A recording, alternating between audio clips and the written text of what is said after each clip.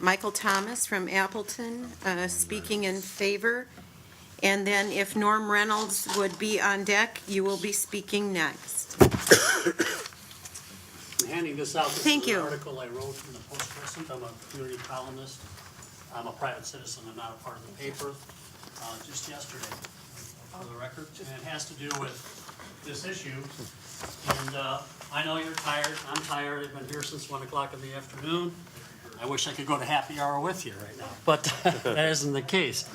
A couple of things very quickly, because you've heard a lot of negatives about runaway conventions, those types of things. In the private sector, and I've been CEO of companies, president of companies, been on the Outagamie County Board since 1992 off and on, so I know a little bit about the political sphere and what goes on in Madison, what goes on in the counties.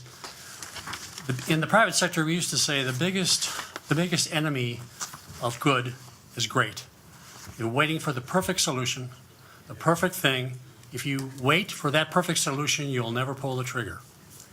I think our founding fathers put Article 5 into this Constitution for this very point in time. It isn't to be taken lightly. Sometimes I call it the nuclear option. I was a military guy. I flew B-52s, so I had nuclear weapons. So this is kind of the nuclear option, but I think we're in a point in time in our country's history that we're there. Now, today I've heard a lot about process of the convention, the runaway convention, how the delegates are picked and how they're going to conform and what's going to happen and what can happen in a runaway convention. I haven't heard a lot, and I think most of you, and this is not a Republican or a Democrat type of situation, I think most of you, I hope most of you understand the seriousness of our economic condition. That when you talk about $17.4 trillion, that is something most people can't even comprehend. President Reagan in 1981 actually tried this. Most of you know that. He tried to go to Congress with the first method to get 2/3 from both houses, and it failed. They didn't want to take up the issue then, and we were less than $1 trillion in debt. Okay?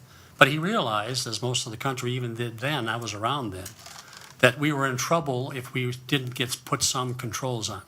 Graham Rumman came along because Congress said, I think the constituents are getting wise to us here. We got to do something. And it changed the course. Under President Clinton, actually, it was a surplus. Okay? But now we've gone the other way. We've gotten to the point that it's not $1 trillion, it's $17.4 trillion. That in the business world is disaster. Okay? This is a train wreck ready to happen. The problem is we don't have time. People think we have time. By 2018, you'll be $22 trillion in debt with about $1 trillion in interest rates. You can't sustain that. Congress, for whatever reason at this point, I'd love to have Congress have the amendment and go through that process.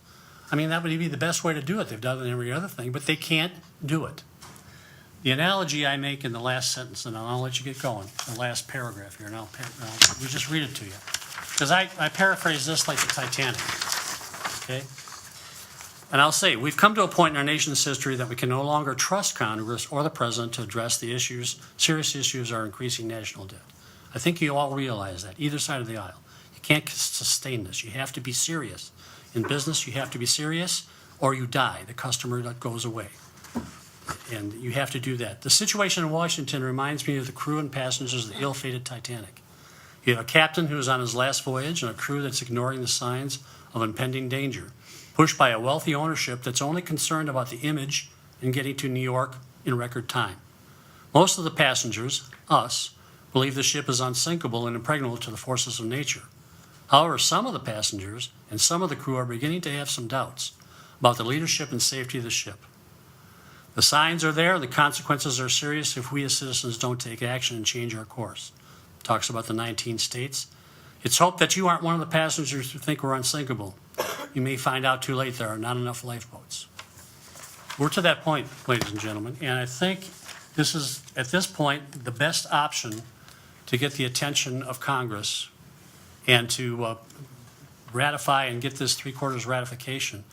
And I think there are controls. If you remember the Equal Rights Amendment, that it passed the Congress and everything, never passed the ratification, never got through. That's how much control we have. But I think most citizens are serious and understand, just like in the private sector and business, just like in your households, that you're in impending doom. And even the most uneducated voter realizes we can't continue to do this. So I think this is the best option that you can do. So I applaud you for taking it on, and I hope you will vote for this amendment. Thank you.